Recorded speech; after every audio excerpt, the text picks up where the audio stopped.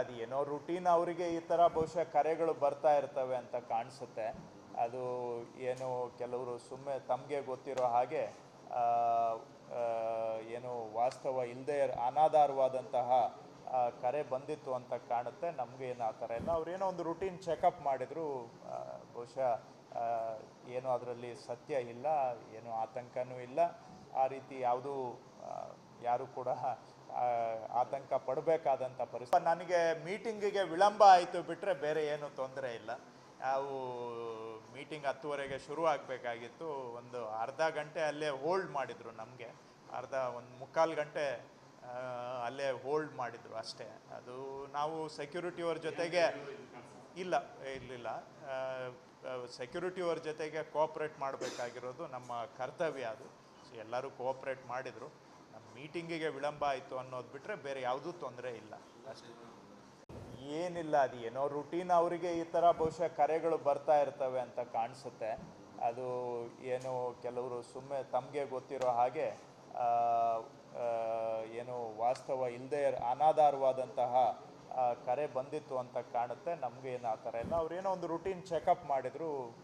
ಬಹುಶಃ ಏನು ಅದರಲ್ಲಿ ಸತ್ಯ ಇಲ್ಲ, ಏನು ಆತಂಕನೂ ಇಲ್ಲ.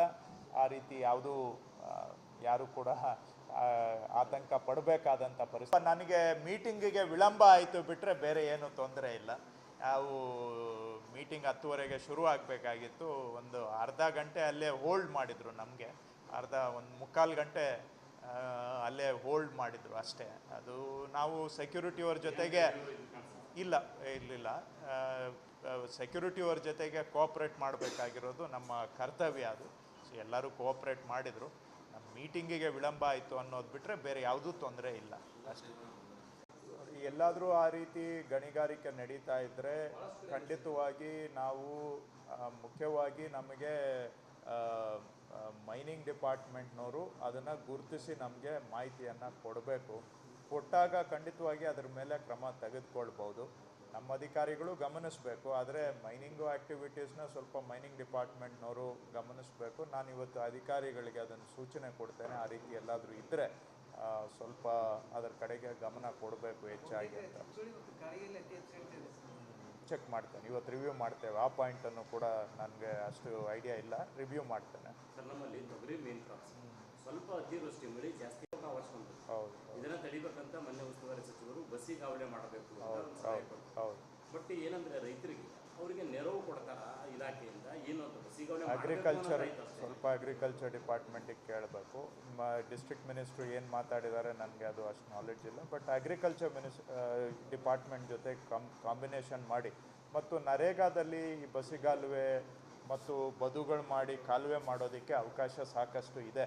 ಸೊ ಅದನ್ನು ಉಪಯೋಗಿಸ್ಕೊಂಡು ಕೂಡ ಇದೆಲ್ಲ ಮಾಡ್ಬೋದು. ಹಿಂದೆ ಅಗ್ರಿಕಲ್ಚರ್ಲಿದ್ದಾಗ ನಾವು ಮಾಡಿಸಿದ್ದೇವೆ. RDPR ಇದ್ದಾಗಲೂ ಕೂಡ ಮಾಡಿದ್ದೇವೆ. ಬಹುಶಃ ಮಂತ್ರಿಗಳು ಅದನ್ನು ಗಮನದಲ್ಲಿ ಇಟ್ಕೊಂಡು ಪ್ಲ್ಯಾನ್ ಮಾಡಿರ್ಬೋದು. ಇಲ್ಲ, ನೀವು ಮಧ್ಯಾಹ್ನ ಬರೋಂಗಿದ್ರೆ ಡಿಪಾರ್ಟ್ಮೆಂಟ್ದು ಉಳಿದಿದ್ದು ಮಧ್ಯಾಹ್ನ ಮಾತಾಡ್ತೀನಿ. ಯಾಕಂದರೆ ಡಿಪಾರ್ಟ್ಮೆಂಟ್ ನಾನು ಈಗ ಮೀಟಿಂಗಿಗೆ ಮೊದಲೇ ಹೇಳಿದ್ರೆ ಸರಿ ಇರಲ್ಲ ಅಂತೇಳಿ ಅದನ್ನು ಸ್ಟ್ಯಾಟಿಸ್ಟಿಕ್ಸ್ ಯಾವುದು ಹೇಳಕ್ಕೆ ಹೋಗಲಿಲ್ಲ. ಮತ್ತು ಬರೋದು ನೀವು ಬೇರೆ ಕೆಲಸ ಇದೆ ಅಂದರೆ ಅದು ಈಗಲೇ ಹೇಳ್ಬಿಡ್ತೇವೆ. ಈಗ ಸುಮ್ಮನೆ ಅದಕ್ಕೆ ಪ್ರಾಸ್ತಾವಿಕವಾಗಿ ಹೇಳಿದೆ. ಏನೊಂದು ಒಂದೊಂದು ಜಿಲ್ಲೆಯಲ್ಲಿ ಒಂದೊಂದು ಥರ. ನಂದೇನಿಲ್ಲ, ನಂದು ಬಿಡಿ ಅಂತಲೂ ಇಲ್ಲ, ಬೇಡ ಅಂತಲೂ ಇಲ್ಲ. ಆಯಾ ಜಿಲ್ಲೆಯಲ್ಲಿ ಒಂದೊಂದು ಥರ ಪದ್ಧತಿ ಇದೆ. ಸೊ ನಾವೆಲ್ಲದಕ್ಕೂ ಓಕೆ. ನಂದು ಪರ್ಸ್ನಲಿ ಎಲ್ಲದಕ್ಕೂ